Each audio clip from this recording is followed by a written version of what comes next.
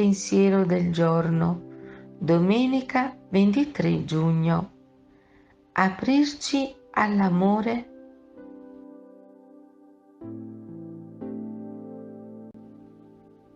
È Gesù.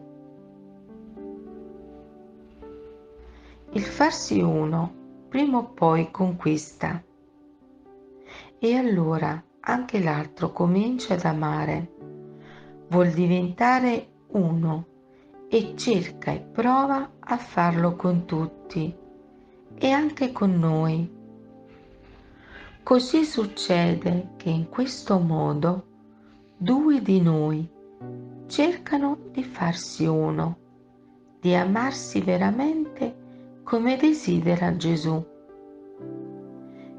E Lui vuole che ci amiamo fino a morire l'uno per l'altro.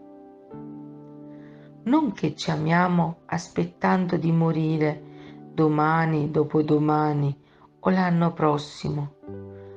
Vuole che viviamo morti a noi stessi, perché siamo vivi per amare.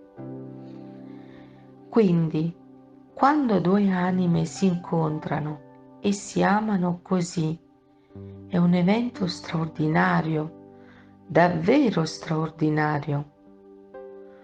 Come quando due elementi si combinano, ne risulta un terzo, che non è la somma dei due elementi,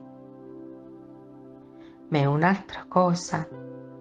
Così quando due persone si amano in questo modo, cioè quando la misura dell'amore è la donazione della vita, emerge un terzo elemento.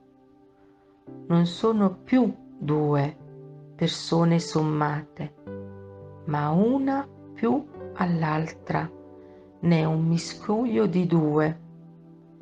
Non è un gruppo di due o più persone, è Gesù qualcosa di favoloso. Dove due o più sono uniti nel mio nome, dice Gesù, io sono in mezzo a loro.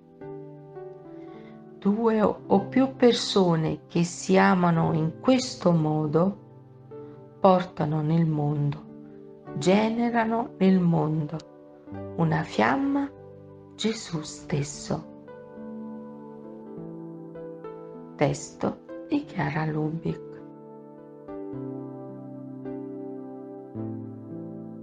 Parola di vita, giugno 2024. Così è il regno di Dio, come un uomo che getta il seme sul terreno, dorma o vegli, di notte o di giorno, il seme germoglia e cresce,